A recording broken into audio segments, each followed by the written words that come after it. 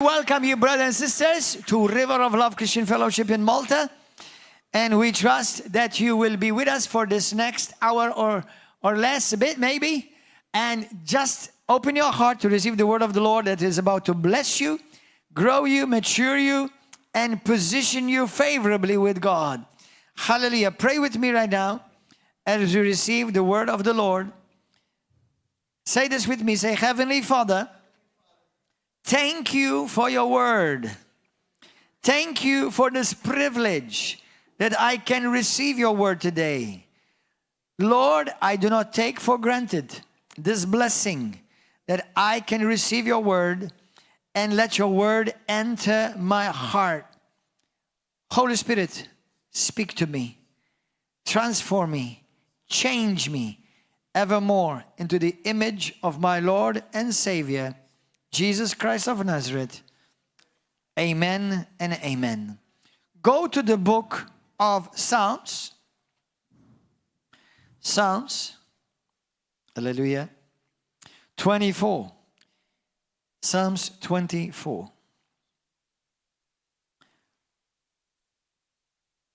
Let's read it together. Let me read it from the New King James. I like to read the New American Standard as well.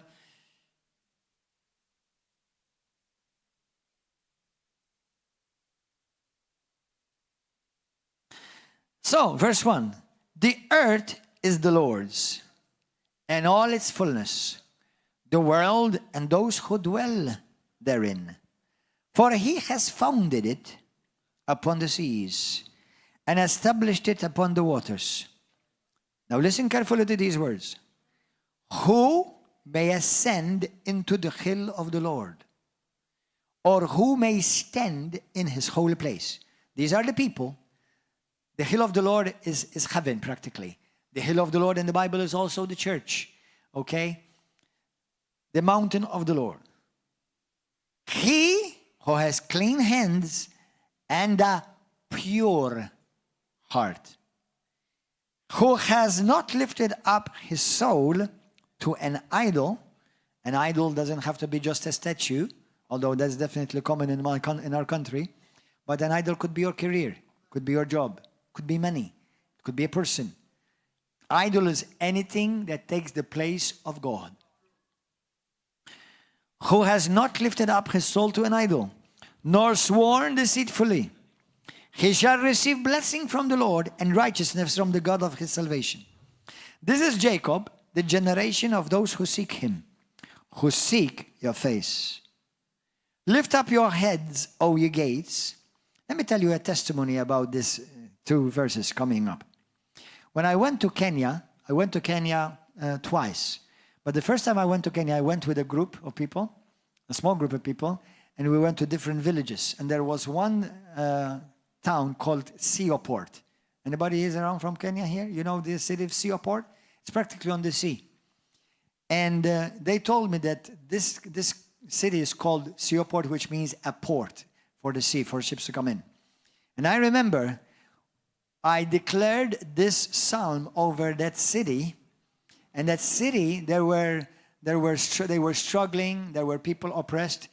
The day that we declared that this psalm over that city, as a church was established through our crusade, and we had several people got delivered in the open space. So I'm just telling you, it's a wonderful testimony, because what we did prophetically, we welcomed the King in that city. We welcomed the King over that city. Hallelujah.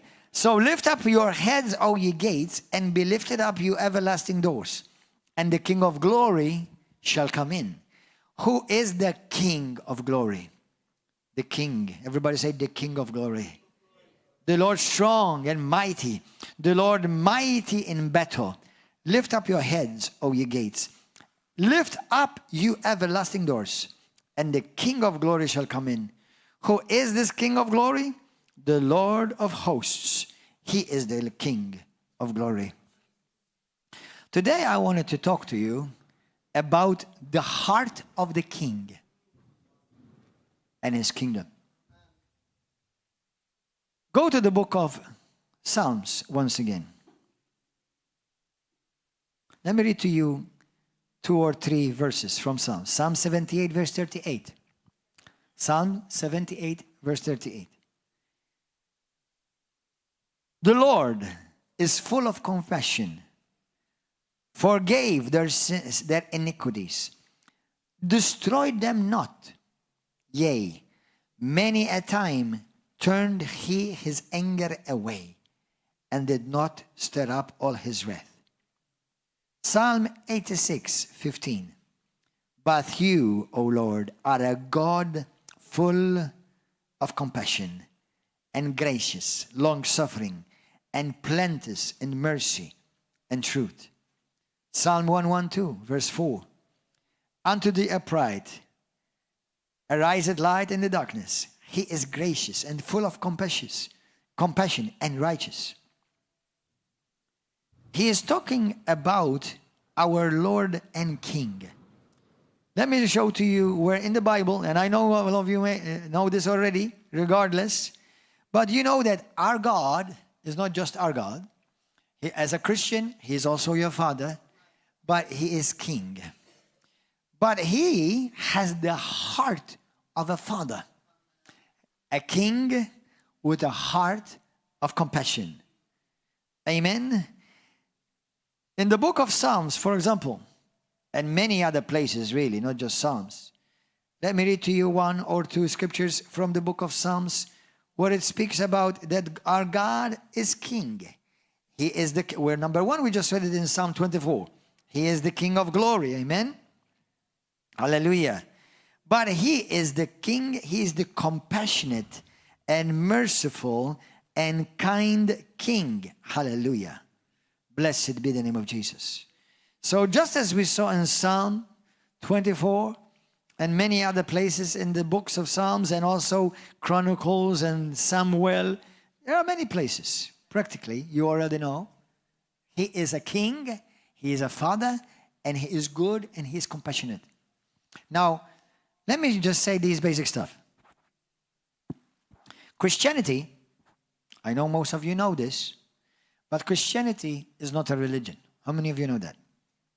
Through Christianity, I understand that unfortunately we go in different places of the world, and just like our brother Giuseppe just testified, he went to, sorry to say, this is just basic truth, but his experience going to Roman Catholic Mass in 30 minutes was boring to him.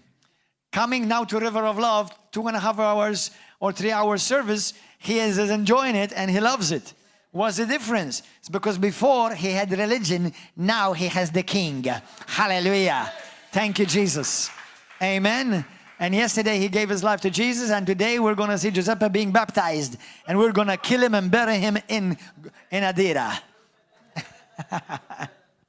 Amen. So, I know unfortunately many have made a religion out of what Jesus meant to be a kingdom. So Christianity is a kingdom. And Christianity carries the heart of God. Let me tell you something. Many people, that's why they don't have a relationship with Jesus, because they don't understand that this is actually a relationship with a living being who has a heart. And what kind of king is He?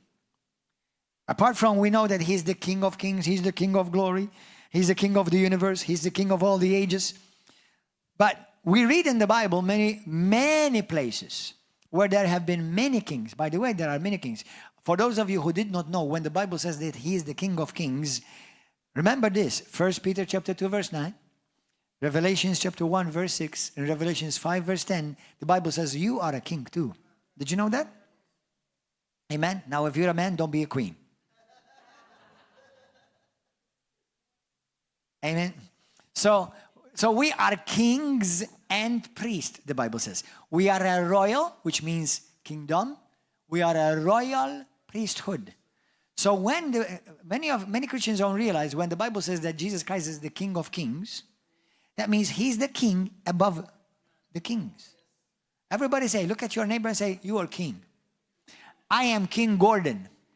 Some of you is King Kong. No, I'm kidding.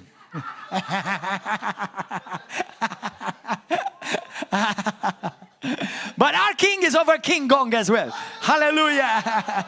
Amen. No, I'm just joking. I'm just kidding. Hallelujah. Thank you, Lord. Me and my children love to watch King Kong movies. Amen. And I feel so home because he's one of the kings. Hallelujah. Thank you, Jesus. But anyway, blessed be the name of Jesus. So, but it's true. You are kings because, listen, Christianity is a kingdom. It's not a religion. It's not a system. There is divine authority. There is order, divine order. And if you, beloved Christians all over Malta and Gozo, if you understand this, some of you will stop doing a mess that you are doing in this land.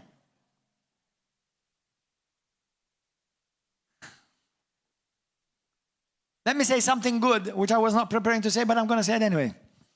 You see, Jesus prayed, Matthew 6, verse 10. Every one of you know it by heart. What did he say? Your kingdom come. This is the prayer of Jesus. Now, let me tell you something. If Jesus is going to pray, something must be very, very, very important. Amen? So Jesus' prayer was this. Your kingdom come on this earth as your kingdom is in heaven. Let me tell you, sisters, brothers, Christians all over Malta and Gozo, the mess that some Christians are doing in this land, just like in the Netherlands, like in Italy, in France, and they're everywhere. But I'll speak to Maltese people right now. Is that they does not represent the kingdom. It represents a bunch of goats, rebels, and wolves. So be careful that you don't end up going in front of the King of Kings and he says to you, I don't know you because you're not operating according to my kingdom. You're operating to your agenda. How many of you are understanding something? Anybody is getting something? This is important. All right? This is very important.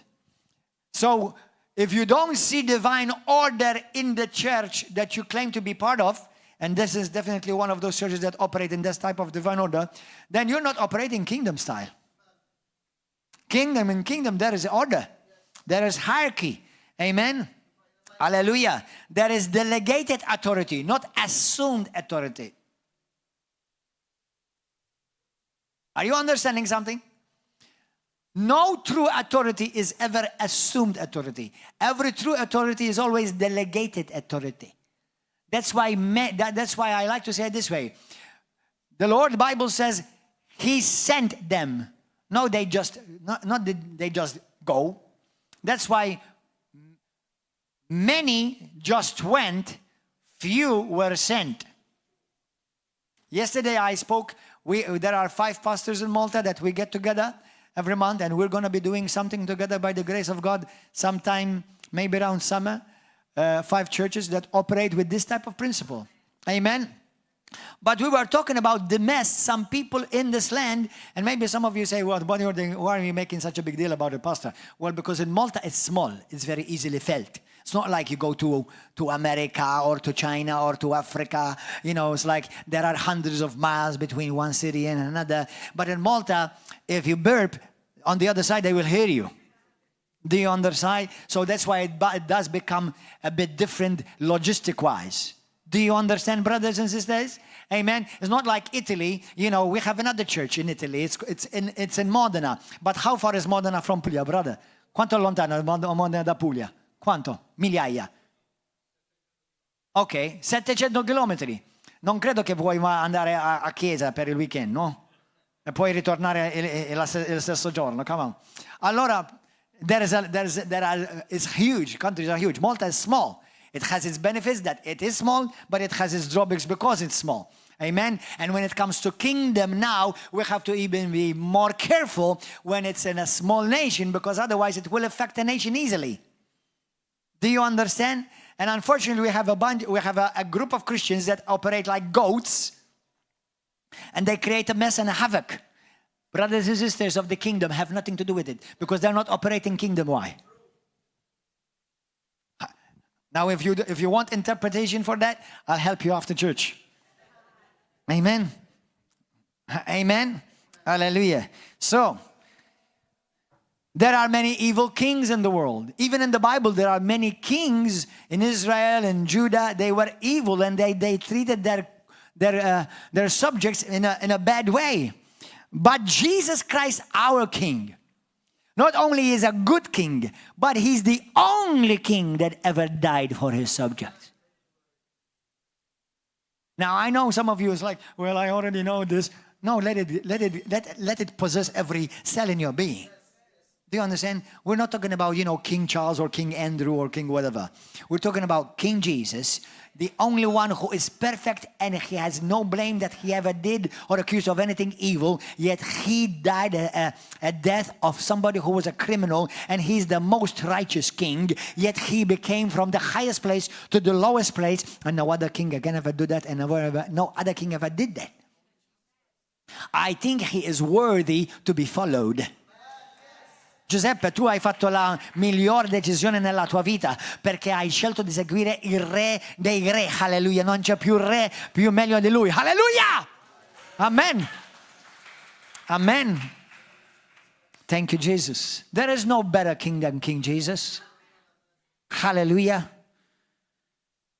The word king is derived, this is very interesting for us Maltese, even Italians, because the word king is the word derived from the word, an Old English word, a word which we use actually in Maltese, but even Italian, cognome. In Italian, cognome.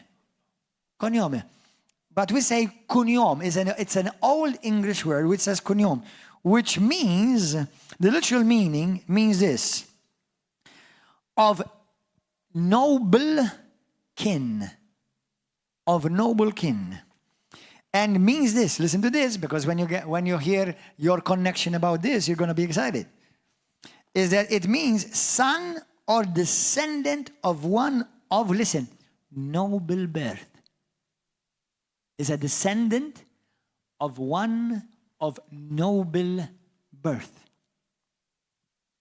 It also means, the word king means also a descendant of a divine race. You are a peculiar people. You are a holy generation.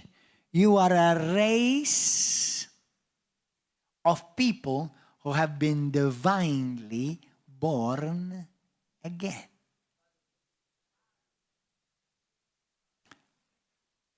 Yesterday, this just hit me right now.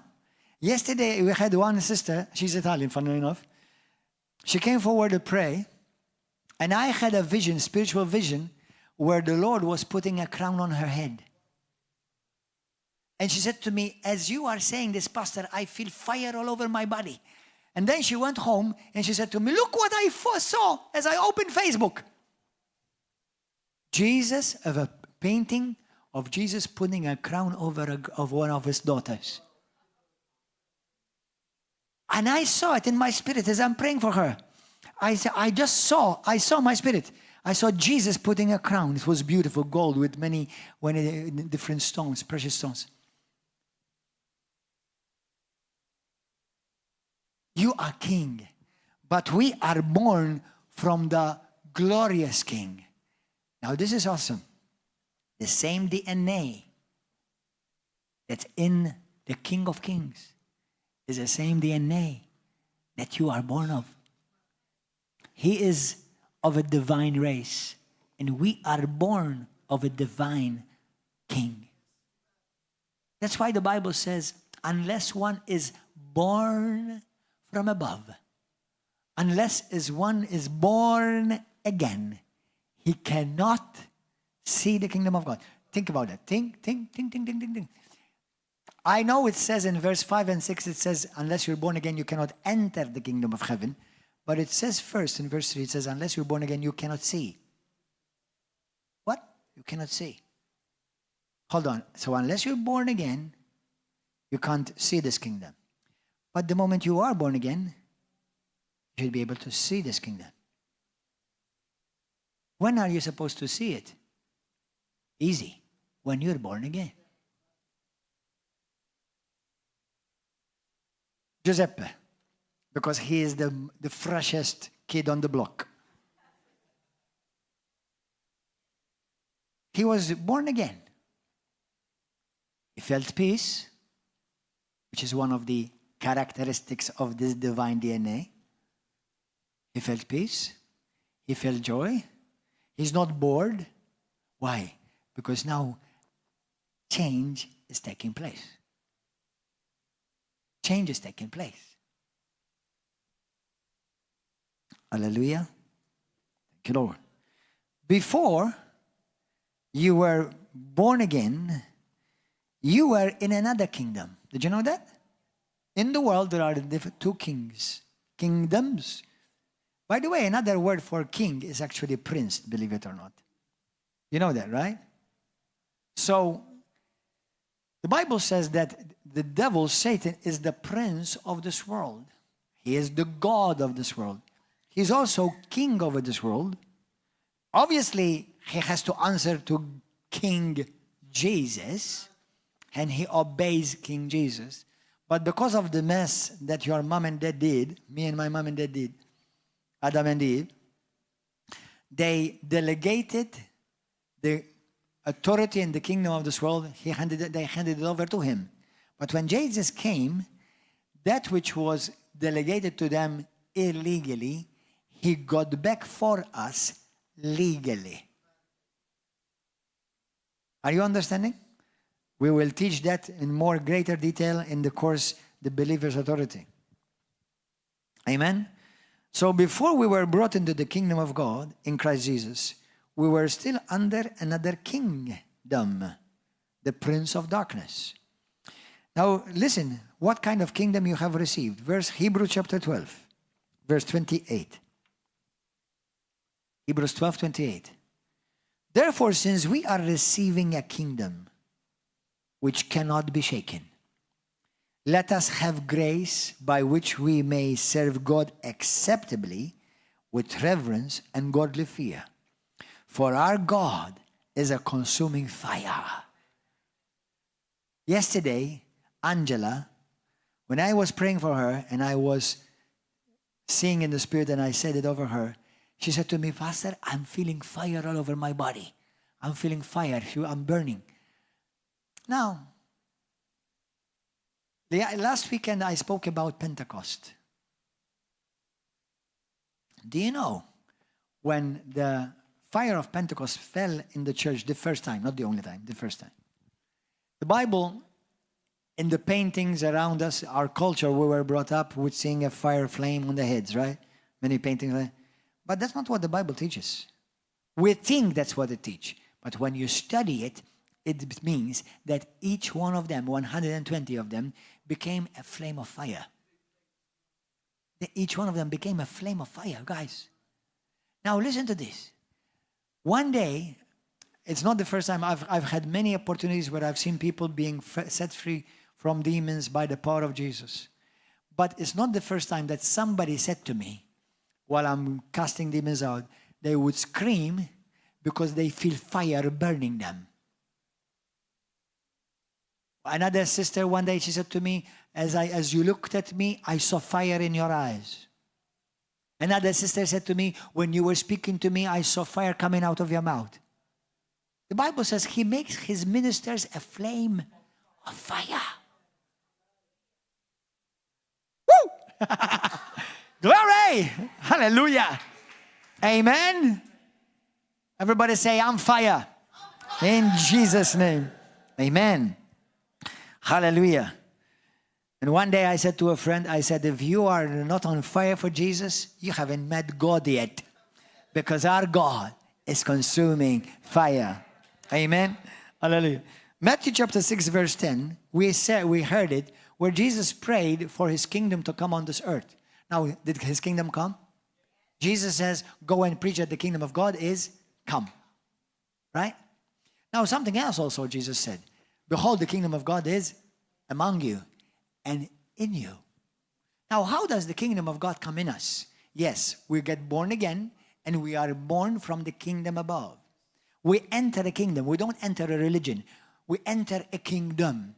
And the first person you got introduced to this kingdom is King Jesus. Woo! Hallelujah!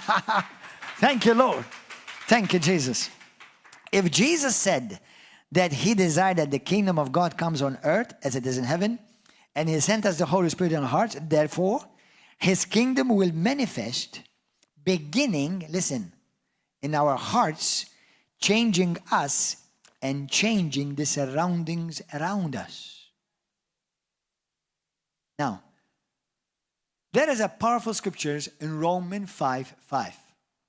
It's one of my top 1,000 favorite scriptures. Where it says, and the Holy Spirit has been shed abroad in your heart. But what did he shed abroad in your heart? The love of God. The love of the King. Me and you, we've been loved by the King of the universe. And me and you have received the love of the King, our Father, our Savior, our best friend, the one who will never leave you, nor forsake you. The one when you are weak, he still remains strong. The one when you miss it, he doesn't condemn you. The one when you fall, he raises you up again. Hallelujah. What glorious King. Mamma mia. What glorious King. What glorious King. In Colossians 1, verse 13, the scripture says, he, Jesus, has delivered us from the power of darkness and conveyed us and transferred us into the kingdom of his Son, of his love. Let's read it again. Let's read it again. Colossians 1:13. Read it and look at it in your Bible. He has delivered us from the power, from the influence, from the grip, from the right of rulership over our lives, of darkness. And he has conveyed us and transferred us into the kingdom of the Son of his love. This is a kingdom of the Father's love. This is a kingdom of divine love. This is a kingdom that when you are born again, have you ever noticed? I don't know, Giuseppe, how you feeling? Fratello Giuseppe, non lo so come ti senti oggi. Ascoltami, ascolta. Giuseppino, ti sto parlando, carissimo mio. Dimmi la verità. Da quando tu sei nato di nuovo, senti amore nel tuo cuore? Quello significa amore. I asked him, do you feel love now in your life? He said to me, so much so, I even called my wife. If you don't understand what that means, it means we were not doing well. Now I feel love for her. I called her. Hallelujah. Amen. Hallelujah. Thank you, Jesus. And this I found very true. This I found very true. When we are freshly born again, when you are genuinely born again and freshly born again, it's amazing. You feel like you all of a sudden, it's like you love everyone. Isn't that true? Please, don't let love be tainted. Don't let that love be poisoned. Amen. Hey, listen, if there's a people that we should truly, truly, truly love, it should be us. Don't expect the world to love you. Don't expect the world. The world they have not understood or accepted or experienced the love of our King. We are the only people in this world have experienced the love of God in a personal way, because God still loves the world, but they haven't experienced it. That's why it's not normal in the kingdom for brothers and sisters to attack each other. That's why I will never tolerate in this pulpit, in my life, in anybody whispering anything in my ears, anyone attacking another brother or sister with me, I will rebuke you to your face. And if everybody does this on this pulpit, everyone who will be ever preaching in this place, I will come and rebuke you right there openly. No way. You don't have to agree on everything, but be careful about attacking somebody who's been redeemed by the blood of the King. That's why I don't listen to some poisonous snakes who are called Christians and some leaders. No. I will have nothing to do with it. Some preachers, you hear them, you feel like you want to go home and have a shower afterwards because you feel so yuck. which means you should not be hearing that stuff.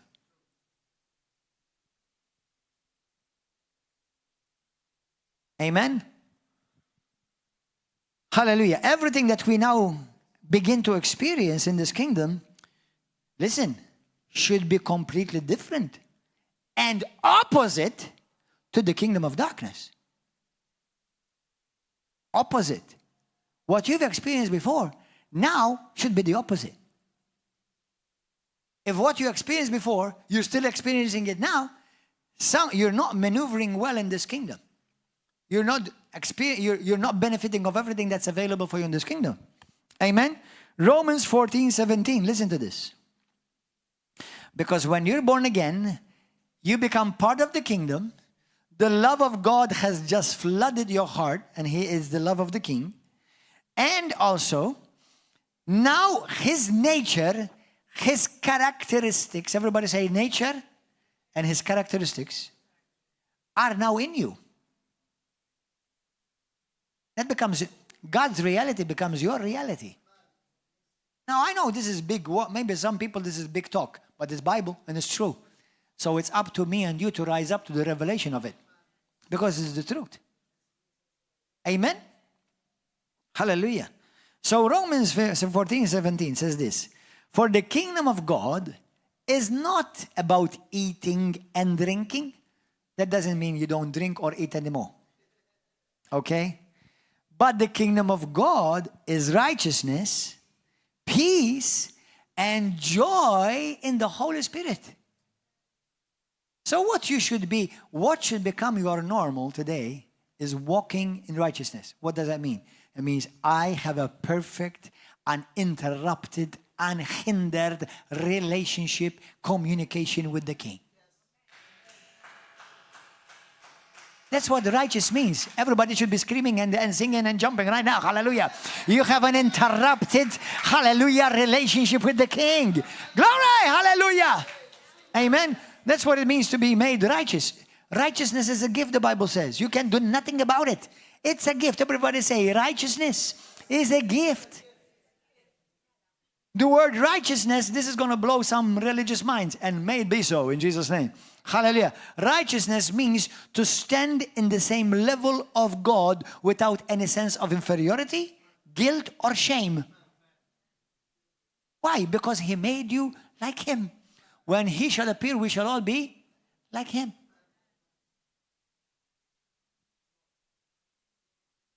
So righteousness. My life today represents righteousness with God.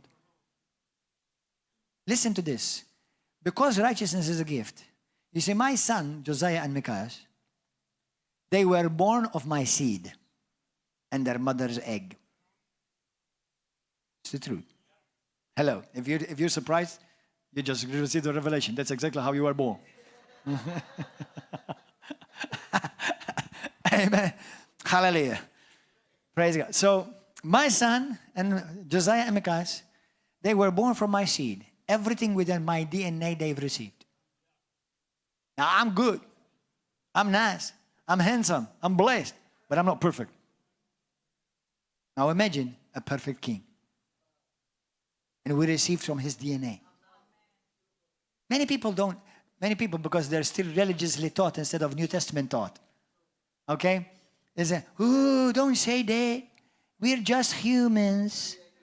You know, well, we're humans, but we're not just humans. There's much more to the eye that you don't see. Amen.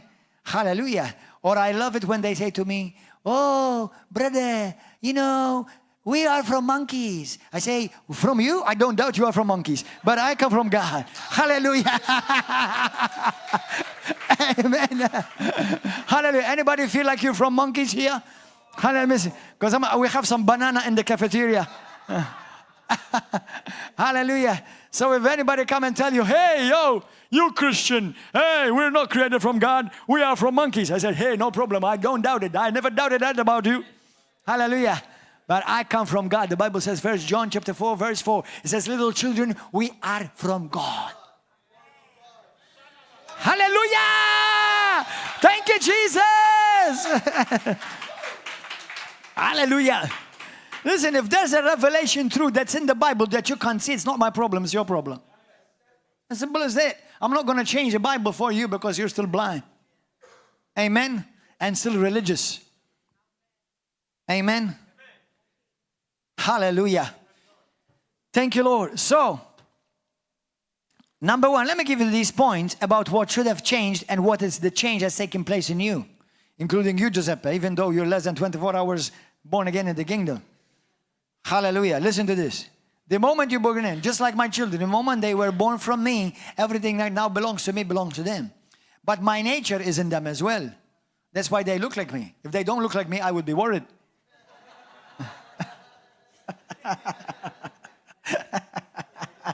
And you'd be worried. Amen. So they look like me. Hallelujah. So, but the thing is this, once they were born from me, everything that now belongs to me belongs to them. So everything that they've received is not because they've done something for it, it's because they've received it as a gift, as part of their inheritance. Do you understand that, brothers? Giuseppe, let me tell you a mystery. From now on, da oggi in poi, ogni cosa e tutto ciò che il Signore vuole fare tramite te già esiste in pieno in te adesso.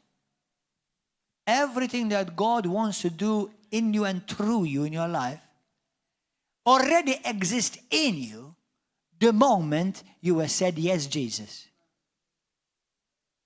My sons, the moment they were born again, everything that is in them today, and they grew in every day, already existed in that seed. But now they have to grow, mature. Amen? So listen to this. Number one, we came from a kingdom of hate. Hate was our language. Oh, I hate him. Oh, I hate them. Oh, I hate this. Oh, I hate it. Okay, we hate sin. But do you know, I used to say, I hate certain people. Be honest. Anybody, did you say, I used to hate certain people? Now, when you come to the kingdom, and when you are truly born from the DNA of the king, you start differentiating. I hate their sin. I hate the evil. But I feel sorry for them. Because now you feel compassion for them. You know, I feel sorry for him. You know, Jesus Christ, when he was on the cross, what did he say? Father, forgive them. Now, he did not deserve anything that he was punished for. Yet, and he knew that everything we were doing, it was evil. But what did he see? Jesus saw beyond. And this is what you and I must learn to do. We saw beyond. We see beyond. We don't see from the outside. We see like Jesus. We see the heart. You see, sometimes we criticize a man and a woman.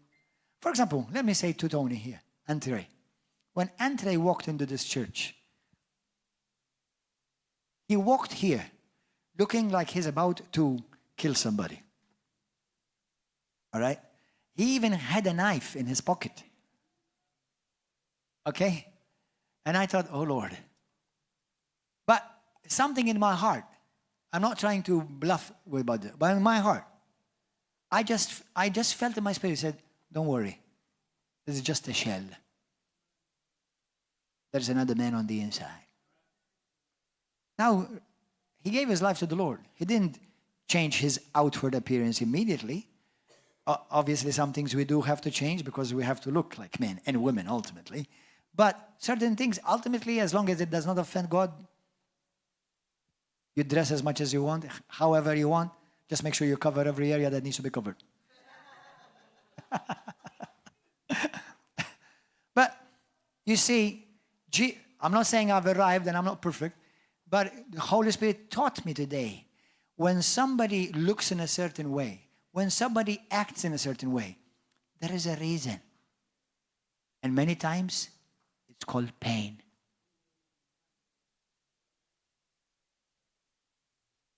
It's called pain.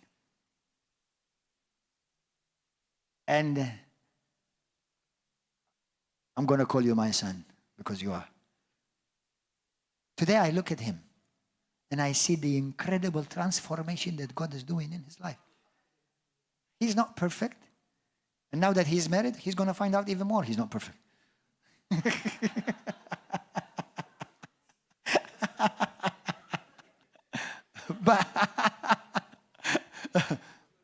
But I see the transformation in him.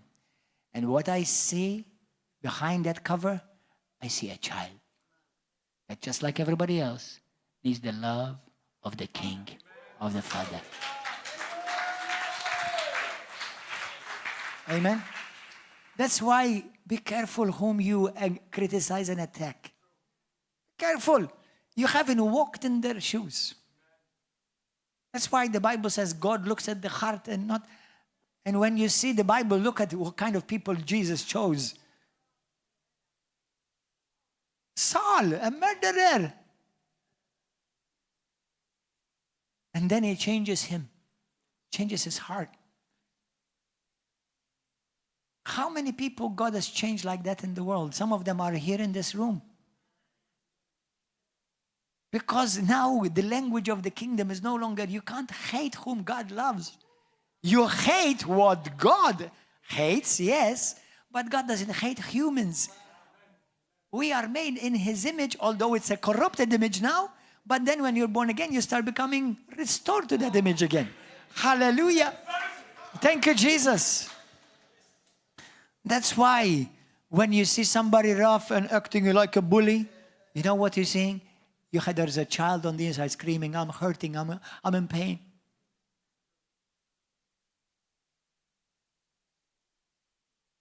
Amen? You came from a kingdom of confusion. We came from a kingdom. You know how many people in this world, they don't even have a clue why they are here. They don't know why they exist. They are on that hamster trail, that wheel of the hamster. Running and going nowhere. They meet Jesus. All of a sudden, they find a purpose. I have a purpose in my life. I'm not just here filling up a space because there's room. I have a purpose. I'm loved. Hallelujah.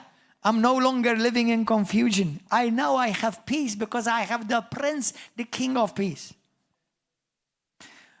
When I was lost, when you and I were lost, we were so self-righteous. Have you ever noticed? You used to think that you're better than everybody else.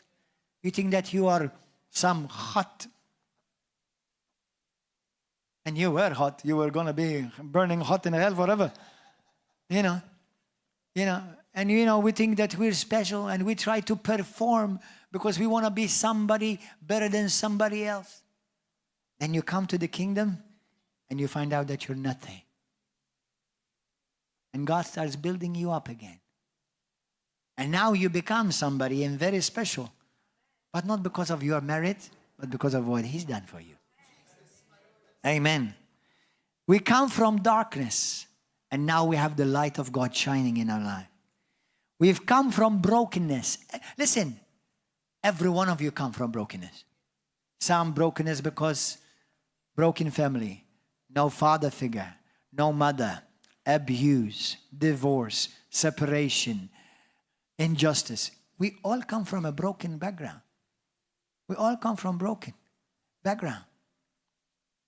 But then we come to Jesus and we are made whole. We are made whole. Jesus makes you whole again. Many of us have come from sickness and we find healing. You see, these are the two different kingdoms. We come from being sick and now we find healing. We come from a life we were afraid of fear of death. How many of you are afraid of dying? How many of you are? Do you know when you're born again, have you noticed that you're no longer afraid of dying? Now, you don't want to die young, but now, if you die, there's a place reserved for you in heaven.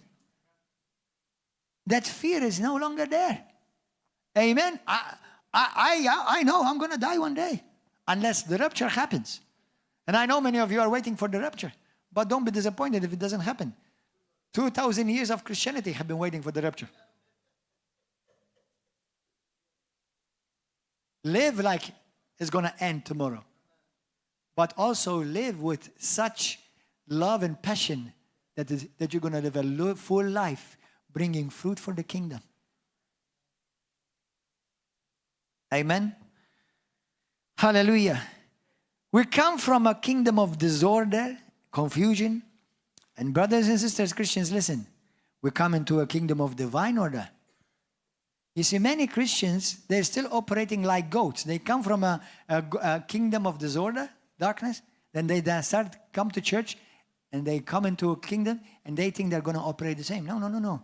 In this kingdom, there is order. In this kingdom, there is divine order. Everybody say divine order. Amen. Hallelujah. And you grow as you mature with faithfulness, being committed, being loyal to the King and to his kingdom authority. Amen. Hallelujah. Now, some of you are not going to like this, but let's all admit it. We come from a kingdom of being a sucker. Come on, don't tell me that you didn't try to look for opportunities and when the opportunity arose, you took it to get something for you. Now, I'm not telling you that you don't work and you don't earn your wages. That's good. And God will have many ways how to bless you. But you know what? Before I used to think about me. When you come into the kingdom, now you think about God and you think about others. You want to help others.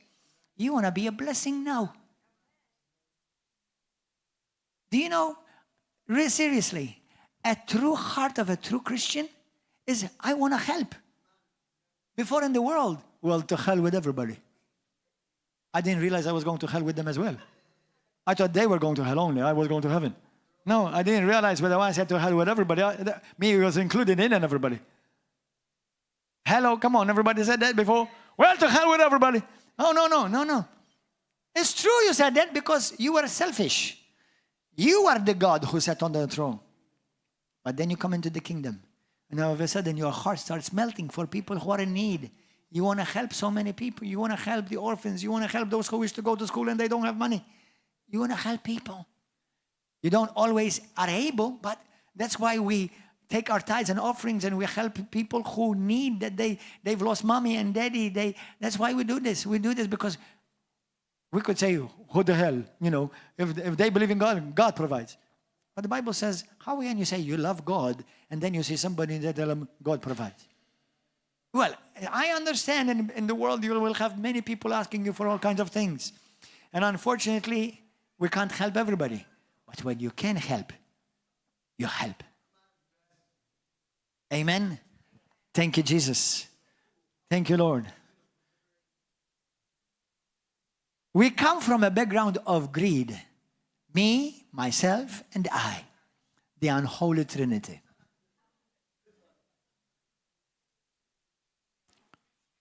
Yeah. But when we become a Christian, the Bible says, now we start being mindful of others. We want to carry other people's burdens. We want to give a word of encouragement. I may not be able to help you with everything that you need, but let me help you with something. You see, that's the heart of the Father. Amen? Thank you, Lord. We come from listen to me. We come from a lot of pride. I was prideful because I was a good ballet dancer. I was prideful because what I achieved as a ballet dancer, no other ballet dancer before me had ever achieved in Malta. I was a superstar in my field, especially for this nation. I danced with big mega companies in the world that no other Maltese ever done that, at least before me. I was the first. I used to say it and I can still say it today. I was the only professional Maltese male Christian straight ballet dancer. That's 5 things you have to fulfill to take my place. Obviously, I became Christian later, and I was always straight. But what I'm saying is it's amazing how the enemy wants to build your ego because you're a good singer, or because you're a good artist, or because you drive a nice car, or because you have a nice motorcycle, or whatever. It's amazing what the enemy uses. He wants to build your ego. He wants to give you a false sense of you. Then you come to Jesus, and he destroys every ounce of pride within you.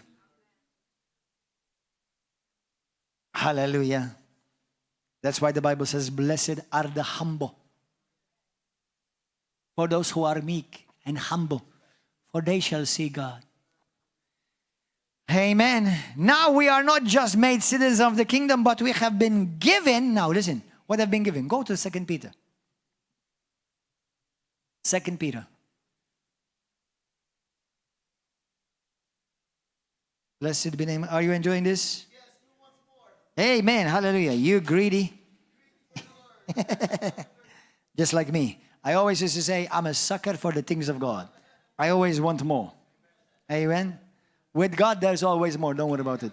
One thing He will never tell you, well, son, you're asking too much. Amen. God will never say that to you. Son, you're asking too much. Son, you're believing a bit too much. Okay? Come on, guys. We serve the King of glory, the King of kings, the King of the universe. Hallelujah. He holds the nations in one palm of His hand like dust. Mamma mia. And His Spirit lives on the inside of you. 2 Peter chapter 1, verse 3, let's read verse 2. Grace and peace be multiplied to you in the knowledge of the Lord, of God and of Jesus Christ our Lord. Verse 3. As His divine power has given to us all the things that pertain to life and godliness, through the knowledge of Him who called us by glory and virtue. Listen to this.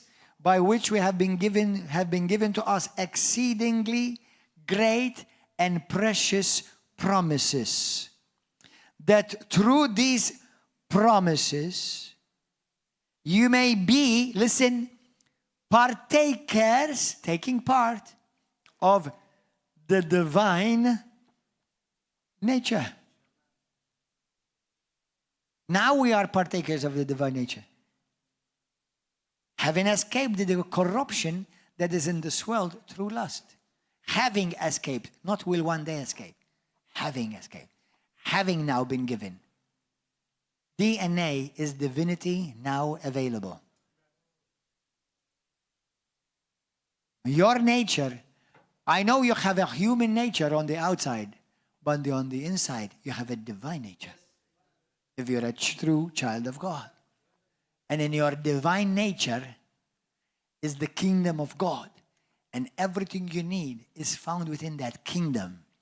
His love, His mercy, His compassion, His goodness, His power, His righteousness, His joy. Everything is in that kingdom. Hallelujah. Blessed be the name of Jesus. Now we have this DNA, His nature. We have His identity. 1 John 4:17. For everybody listen carefully to the scripture. Don't make what God made past, don't make it future. God says, for as He is. Where is He? Where is Jesus right now? Seated at the right hand of God. So as He is now, so are we in this world, not in heaven. Now we are as He is. If this makes you nervous, go and pray. If it makes you feel good to tell you, well, you're still a sinner. You know, you're just a sinner. You just do your best. You're just a sinner. Well, that's a false gospel, which is no gospel at all. Now, you're a saint with a divine nature on the inside.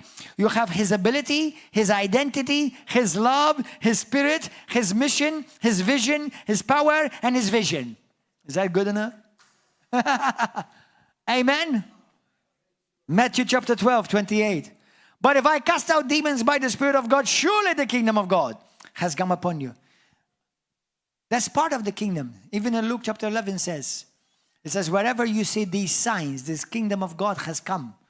Let me tell you something. The kingdom of God is a river of love. Number one, I carry it and I bring it with me. And if you're a child of God, you carry it and you bring it with you too. Hallelujah! Amen! Amen. Thank you, Jesus. Jesus did not just give us His power, His miracles, His wonders, His signs, His position, but, and this is what I love, He has given us His heart. He has given us His heart. Let me tell you something. The first heart transplant that was ever done was not in America, was not in China, was not in Italy, was not in England. The first heart transplant was done in heaven. Hallelujah. He gave us his heart. The Bible says he filled my heart. Number one, he tells us he gave us a new heart. Whose heart do you think that is? He put his love in this new heart. So now we carry the heart of the King. Everybody say, my heart is the heart of the King. My heart is the heart of God. And my heart is healthy. I have a healthy heart. I have the mind of Christ. I have the body of the temple as a temple of the Holy Spirit. I have the mind of Christ. I have his sight, his vision, his ability, his identity. Hallelujah. Can you tell now that this is not a religion? Yes, Lord. His love. That's why Jesus says, a new commandment I give to you. John 13:34. What is this next commandment? That you love one another. How? How are we supposed to love each other? Let me tell you something. Without what Jesus said, as I have loved you, you should also love one another. Without his love in me, I can't love you. Actually, I don't know how to love you.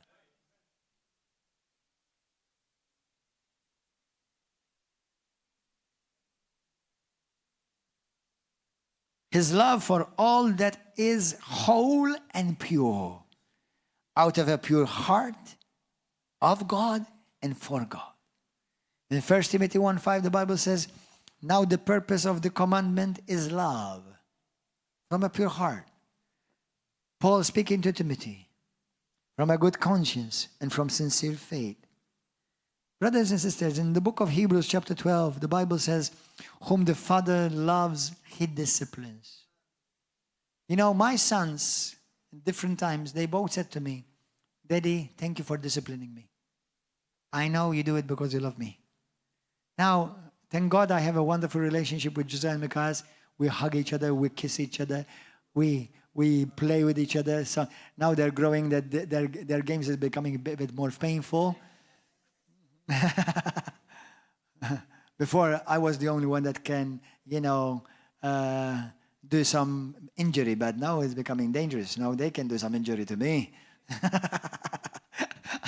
But we have such a beautiful relationship. I thank God for it. But let me tell you something.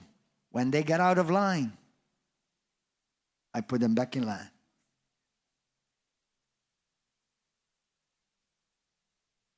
And they receive it. Yesterday I said to Josiah, I corrected him about something. I said to him, you were completely out of line what you did. He said to me, sorry, Daddy, I repent, I won't do it again. That's it.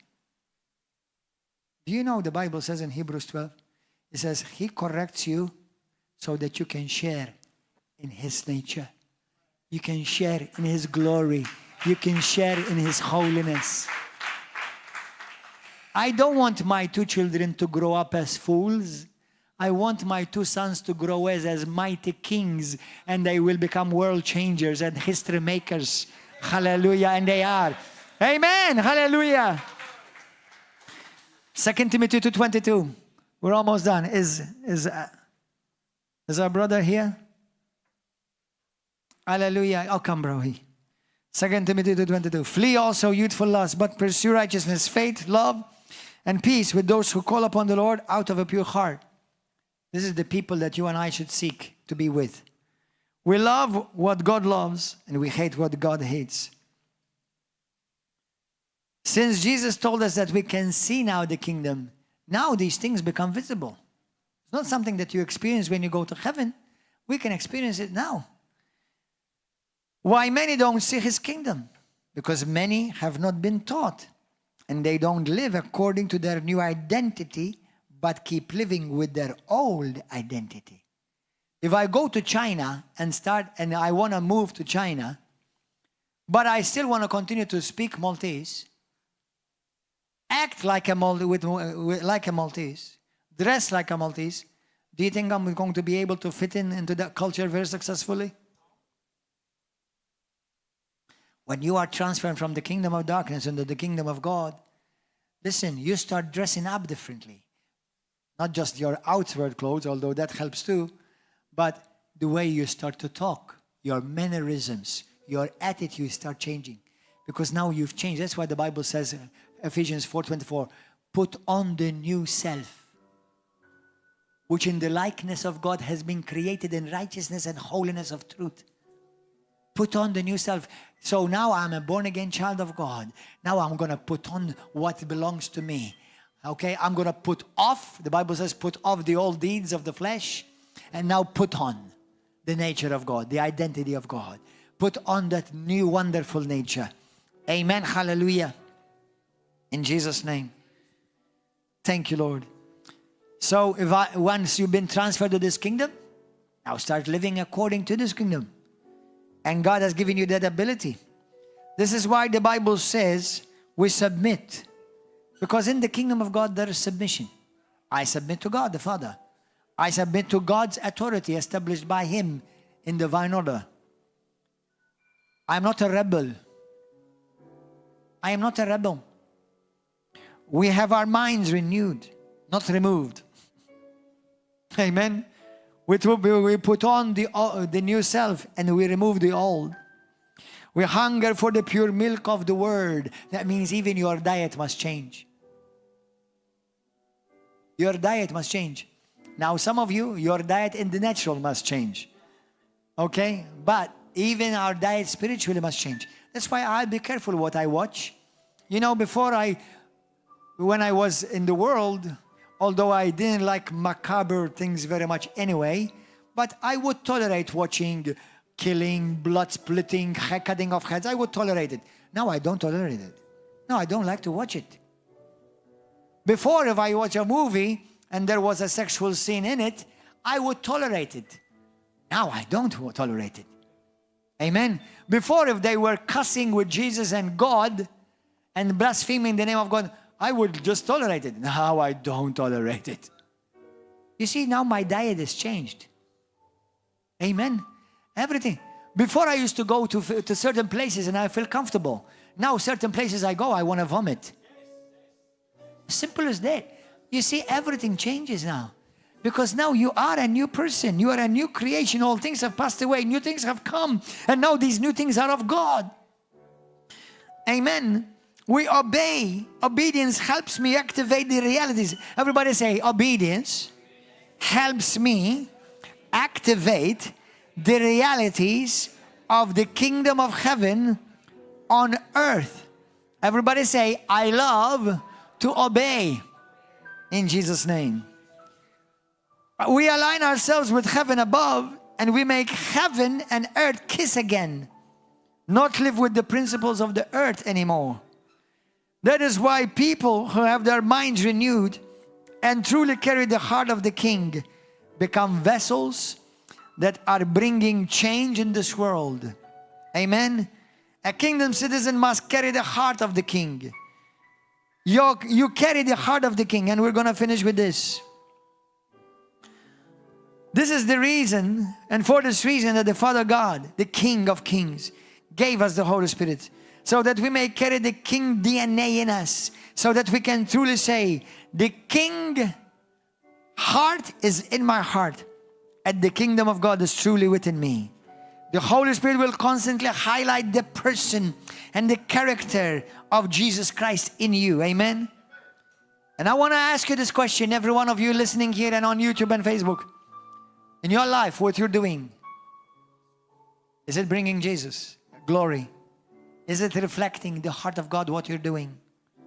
What you're saying, the way you talk, the way you speak, is it reflecting the heart of God? Is it reflecting the heart of the King? The way you speak. What you're planning to do, what you're planning to do. Did you consult the Holy Spirit about what you're planning to do? Or you just go on and doing it by yourself? In everything that you go through, in everything that you say and do, does it reflect the heart of God the Father? How do you know that you are truly manifesting the King's heart? Bow your heads, think about these things. Do you walk in divine authority? And do you love divine order? Because this is part of the king, the kingdom of the king. Or are you a rebel? Do you enjoy seeing people saved and come to the Lord and get to know His heart? Or do you say to yourself, well, I don't care if they go to hell. No, if you're a true Christian, you do care. You don't want anyone to go to hell. If you've truly been touched by Jesus Christ, you care. Because now there is eternity. You know, you've just become aware that without Jesus, people are on their way to hell for eternity. Not a joke. Do you love seeing brothers and sisters getting together, united in Christ, in your church? Or do you contribute to the division and separation in the family that God has planted you in? Do you love it when you see backsliders, those who may have walked away from God sometime, and they came back, they came to the Lord? Do you enjoy it when you see them restored back into fellowship with God and with the family of Christ? Or do you sense a satisfaction and a love that he or she fell away from God and now they're getting what they deserve? Some Christians say, well, he's getting what he deserves. Now it's true. What we sow is what we reap. It's true. But we don't rejoice in evil. It's true, if you do evil, you reap evil. But I will feel pity for you. You know, like when I've been to court twice this week, and I enjoy it because I feel it's like my home. I'm serious, and I'm not bluffing, it's the truth. But the people that we have the case against, who thinks he's a funny guy, but he says ugly, blasphemy, ugly words and dirty words against people of God even. Now, justice is there to serve exactly what it's supposed to do, justice. But I feel sorry for him. I said, I wonder why this guy feels good about, criticizing men and women of God and using vile words against them. Why does he feel good about it? He must be messed up, actually. He must. Imagine, maybe this guy who now is popular and he's got these blogs and his platforms on Facebook and other social media, and he loves ridiculing people. Maybe, do you know what? We call that a sadist. A sadist. He's a bully. Could it be because he was bullied by his father? By his parents? Do you know how many people I meet? Even in this church, they say to me, Pastor, I've never had my father tell me anything positive. He always criticizes me. Now, this guy has grown up. Now he's criticizing everyone he knows. And he feels good about it. Because that's the only thing I've ever seen. You see, anybody who enjoys making a career, ridiculing people, using their satire jokes. Now, I love to make jokes, but if you want to make a joke, make sure that both of you are laughing, not just you laughing. Otherwise, that's bullying.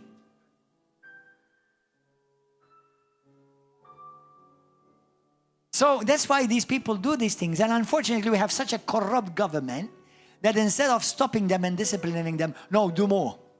And they think that they're doing them a favor. All they're doing is they're ruining them more, to set them, to push them to hell with them as well, alongside with them, even more.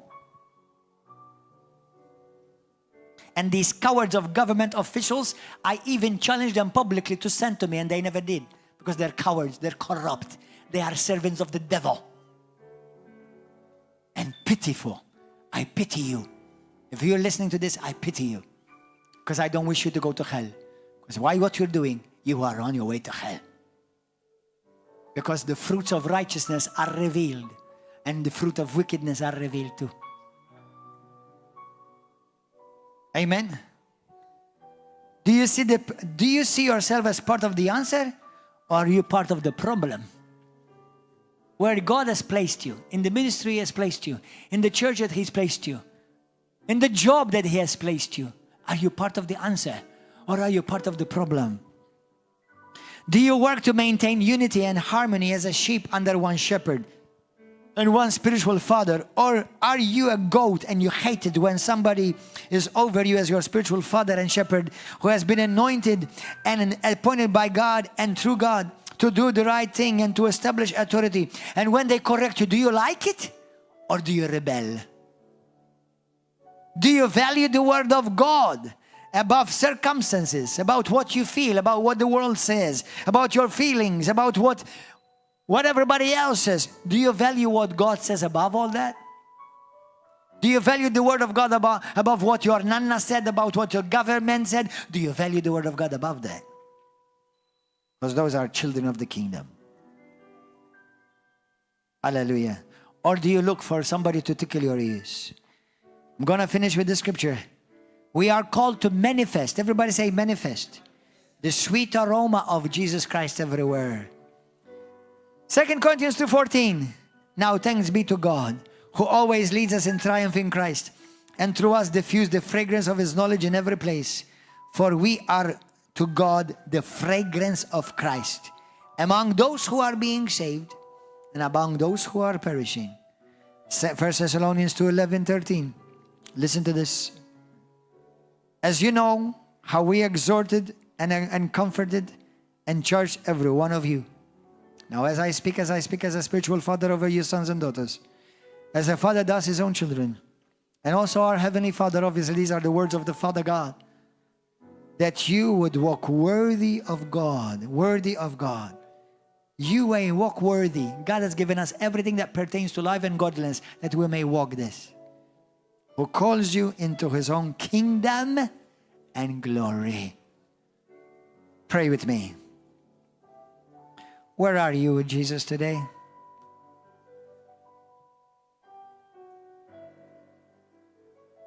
Where is your heart with the Lord today? Think, pray.